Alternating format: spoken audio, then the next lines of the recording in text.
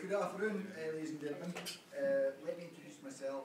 For those who don't know me, I'm Stephen's less talented, less successful, and less educated older brother Andy. This was how Stevie described me during his Bestmans speech at my wedding last year. Needless to say, Stevie Linus, the voice of reason, the voice of Stevie Linus. As you can imagine, I've not only waited 9 long months for this day, but 31 years. So as my mother would say, thanks for coming. Now, I better start my Bestmans speech by unusually apologising to you all. Not for the use of blue language, nor the lack of props. Stevie? I've come prepared. You could argue I'm apologising about this. I'm apologising about the subject matter, but I do have some precious stories to share with you all. But folks, I must apologise for the elaborate use of Stevieisms within my speech. You may ask yourself, what are Stevieisms? Well, folks, these are little annoying catchphrases my brother calls me. For example, in it to win it, sunshine, tickle, sector, T to E to L to T, tilt, and Bremen. Sorry, there's loads more. So, little brother.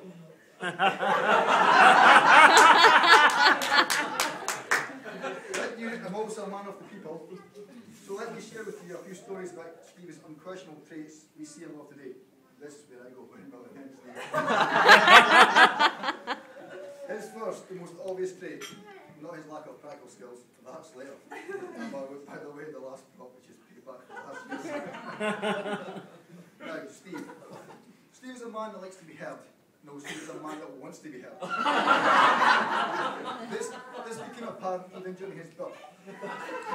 Now, this is a true fact, but believe it or not, the part in Homes and Horses where Delboy's son was born was actually modelled on Stephen's birth. Imagine the scene, the music, when Stephen Linus, the self-proclaimed prodigal son, the scientist, the head utilitarian, the president of the Christie branch of the Man United supporters, Thomas for sure, member of the TGA, that's the Tourette's Golf Association. Not shout the motto, by the way. The Juniors for Justice, Tina Park, Securitai, member of the Lazulite Raiding Party, the Scottish Spinner, who Dagon had arrived. And so, on these first few days, and if I'm honest, a bit like today, Stevie cried. But he cried so much, the midwives had to separate him from other babies so to stop them from crying.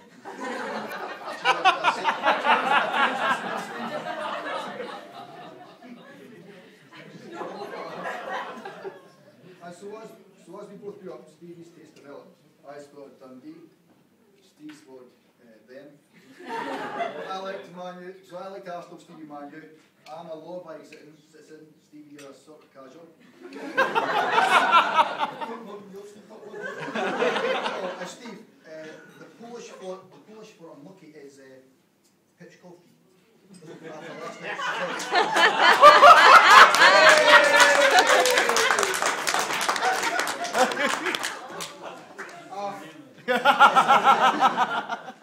His individual tastes have now become legendary.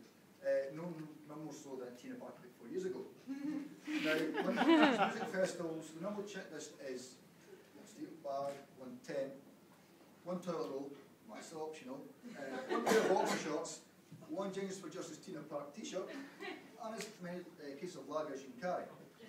Oh no, not for one member of our group. Guess who? I can safely say Steve became the first and I think only camper ever at Tina Park that instead of bringing lager, brought with him, and I'm not joking you, red wine and cheese board.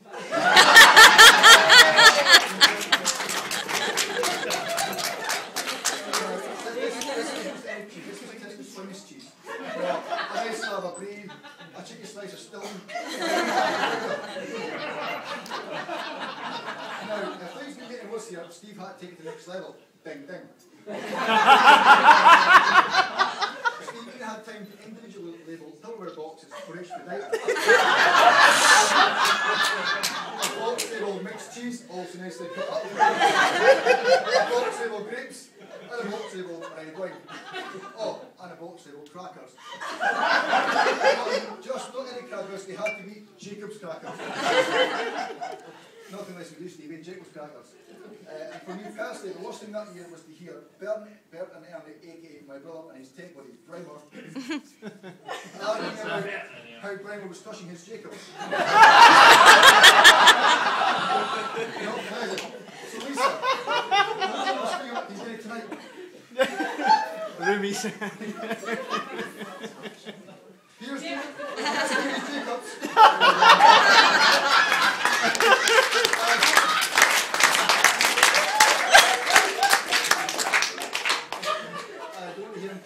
Yelling, don't touch me, Lisa, don't touch me.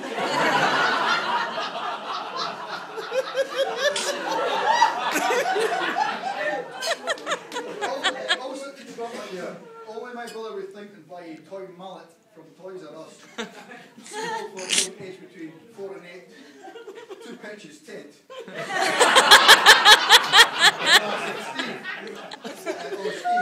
Steve, what's this? This reminds me, now, I know you have to pump these up, about your little Halloween surprise.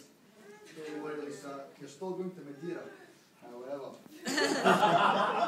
the 5-star hotel was kind of stretching the budget. So Lisa, I think you need one of these over in Portugal.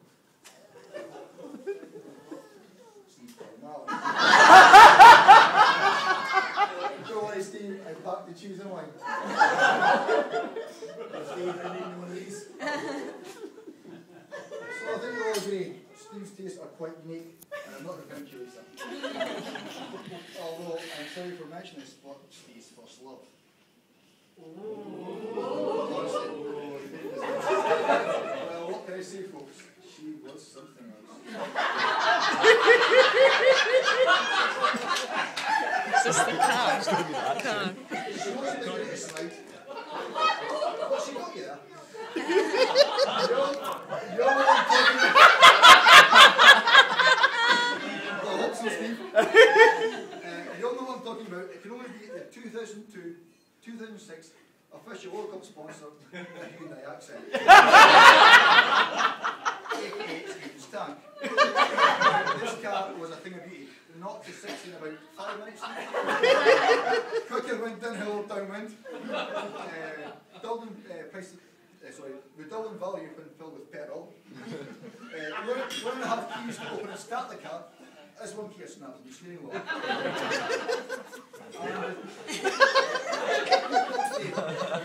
And the tank had more dents than a Michael Schumacher F1 car. Steve just said it had more character. Well, one thing is for sure, Stevie loved that car. He even had time to buy leather driving gloves so he could drag race.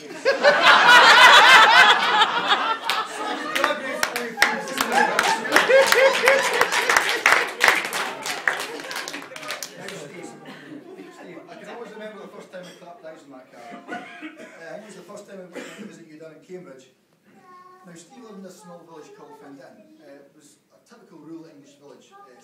Thatched with houses, proper rural pubs serving beer at the tankers, the locals playing croquet in the back lawns, and Steve regulated Matthew Pinson's run down the local river. So you can imagine the scene. Money really was no object, and wealth and prominence was measured by what kind of car you owned. Walking down Cambridge, passing BMWs, Audis, a few cheap Bentleys, oh yeah, and a Hyundai Accent. What's me, Steve's?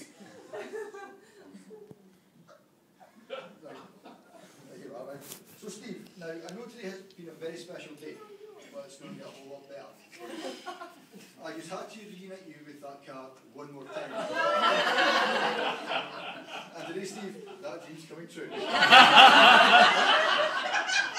Steve, I found her, and I think you found her what she's coming to. Ladies and gentlemen, the tank, Steve's pride and joy has been turned into